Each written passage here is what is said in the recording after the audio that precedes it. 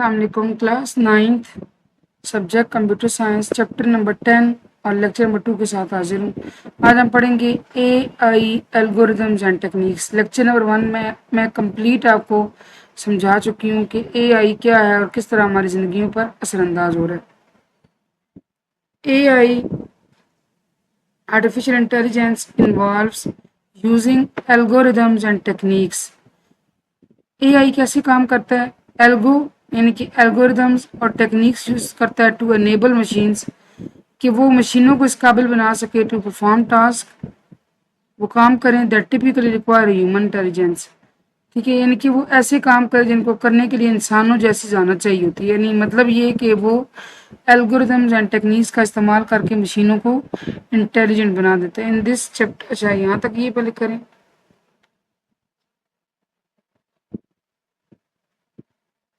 इसके बाद हम करते हैं जी टाइप्स ऑफ एल्गोरिदम्स। ठीक है जी, एक्सप्लेनेबल वर्सेस अनएक्सप्लेनेबल। हम पढ़ेंगे एल्गोरिदम में white box algorithm versus black box algorithms. AI algorithms can be broadly categorized into two types based on their interpretability। कि दो किस्म की इनकी होती हैं जी टाइप्स, और ये किस बुनियाद पर इनकी टाइप्स बनाई गई हैं, उनके काम करने की तरीके की बुनियाद पर। Explainable and unexplainable. अब हम पढ़ेंगे explainable algorithms. Explainable or white box algorithms are those where the decision making process is transparent and understandable। चूंकि ये एक्सप्लेनेबल नाम ज़ाहिर है कि ऐसी चीज़ है जिसको समहाउ एक्सप्लेन किया जा सकता हो, समझ में आए। तो ये वो एल्गोरिदम्स हैं जहाँ पे डिसीजन मेकिंग वाला जो काम है वो तमाम का तमाम बिल्कुल क्लियर तरीके से होता है और ऐसे तरीके से होता है कि आप उसको समझ पाएँ। These algorithms allow user to see and understand how decisions are made।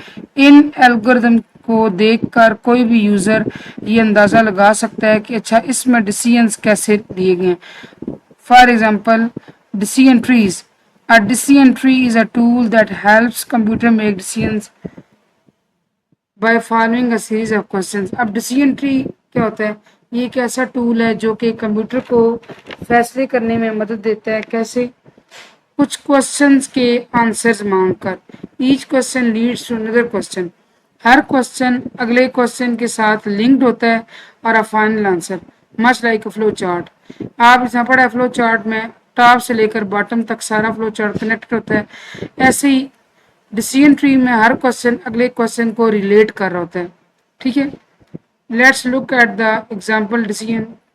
This decision यहाँ से हैज़ फीदर्स, जैसे परिंदों में पूछा जा रहा है कि क्या पर हैं, ट्रू फॉल्स। ठीक है, अब देखिए अगर तो ट्रू है ना तो मतलब कि अगर हैं पर तो वो कैन फ्लाई, उड़ सकेगा। ऑब्वियसली अगर पर हैं तो उड़ लेगा, अगर पर नहीं है तो दूसरी बात उनके अंदर क्या होती है, फिन्स होते हैं जो मछलियों में होते हैं, फिन्स। ठीक है, अगर फ्लाई कर लेता है तो अगर फ्लाई करने वाला परिंदा है तो हॉक हो सकता है, लेकिन कोई ऐसा परिंदा जिसके पर भी हो फ्लाई भी ना कर सकता, वो कौन सा होता है? पेंगुइन हो सकती है। फिर अगर फिन्स हैं तो किन के फिन्स होते हैं? डॉल्फिन। डॉल्फिन भी एक मछली है ना? नहीं है तो कौन है? बियर। आप देखिए हर एक बॉक्स पिछले बॉक्स को, मतलब हर एक क्वेश्चन पिछले क्वेश्चन को रिलेट कर रहे हैं।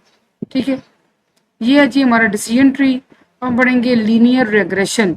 Linear regression is a way to find the relationship between two features. Linear regression एक ऐसा तरीका है जिससे आप दो फीचर्स में, दो चीज़ों में जो है वो ताल्लुक कायम करना चाहते हैं। Imagine you want to know how much time you should stay to get good grades. जैसे आप देखते हैं कि मुझे कितना टाइम बैठना है स्टडी करने के लिए कि मैं अच्छे ग्रेड हासिल कर सकूं। Linear regression helps you find a straight line that best fits the data points showing study time and grades. Linear regression आपको हेल्प करता है कि आप अपनी फिजिबिलिटी, अपनी टाइमिंग देखकर और फिर सारा उसके मुताबिक डिसाइड करते हैं कि मुझे कितना स्टडी टाइम देना है और इसके मुताबिक मेरे कितने ग्रेड्स आएंगे। Examples, if you have data showing how many hours you studies, for example आपके पास डाटा में नज़र आ रहा है कि आप लिख के रखो कि मैंने इतने घंटे पढ़ा है and the grades you got, और जो ग्रेड मुझे मिले हैं, ठीक है। Linear regression can help you find a line that predicts your grade based on the number of hours per day you study, ठीक है। अब लीनियर रेग्रेशन आपको एक ऐसा फार्मूला बताएगी जिसकी मदद से आप ये देख सकते हैं कि कितने टाइम आपने पढ़ा और उसके मुताबिक आपको कितने ग्रेड आ सकते हैं। प्रेडिक्ट होता है ना, पेशन गोई करना फ्यूचर की। If the line shows that most time generally leads to better grades, अगर लाइन ये शो करती है कि आपको अच्छे ग्रेड लेने हैं तो आपको इससे ज़्यादा पढ़ना पड़ेगा। You can use this information to plan your study schedule, आप उस चीज़ को इस्तेमाल करके ना मालूमात को नेक्स्ट डे अपनी स्टडी का शेड्यूल नए तरीके से बना सकते हैं। अगर जी रूल बेस्ड सिस्टम, ये इसी के अंदर आता है।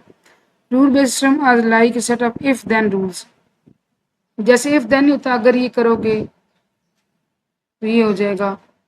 That computer follows to make decision, ये भी इफ है ना, अगर, तो अगर की जहाँ बात आई ऑब्वियसली डिसीजन मेकिंग की बात आ जाती है। These rules are written by humans, ये रूल्स इंसानों ने लिखे होते हैं to help the computer understand what to do in different situations. इनकी मदद से कंप्यूटर ये अंदाज़ा लगा पाता है कि मुझे बास सर्टेन हालात में क्या डिसीजन लेना चाहिए। अब देखिए एग्जांपल देखिए इसकी।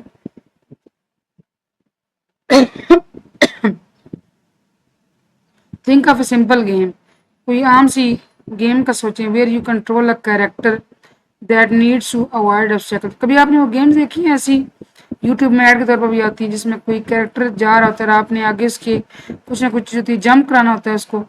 The game might use rule like if the character is about the hit an obstacle then jump. अब उस गेम के अंदर ये जो है वो रूल इस्तेमाल किया जा सकता है कि अगर कैरेक्टर ने किसी चीज़ को टकरा जाना है तो जंप करो। These rules help the character move safely through the game. अब इससे क्या होता है, इन रूल्स की वजह से वो जो कैरेक्टर है ना, वो तमाम ऑब्स्टेकल्स को जंप करके सेफली मूव करेगा, ठीक है जी। इसके बाद हमारे पास आ जाता है अनएक्सप्लेनेबल एल्गोरिदम्स। अनएक्सप्लेनेबल और ब्लैक बॉक्स एल्गोरिदम आर दो way the decision making process not easily interpretable. हमने वाइट बॉक्स एल्गो में क्या पढ़ा था कि वो क्लियरली अंडरस्टैंडेबल होती है और ये क्लियरली अंडरस्टैंडेबल नहीं होती, इनको इंटरप्रेट करना आसान नहीं होता। These algorithms often involve complex computations and interactions that make it difficult to understand how a particular decision was reached.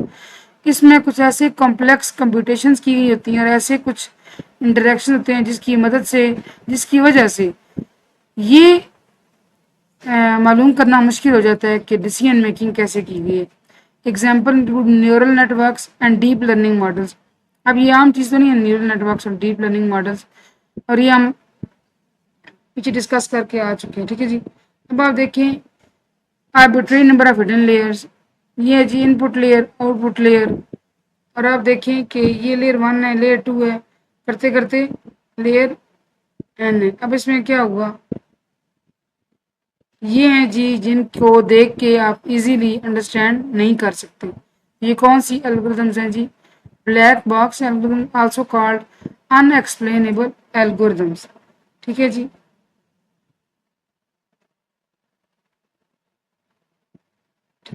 अच्छा जी, ये था हमारा लेक्चर नंबर 2।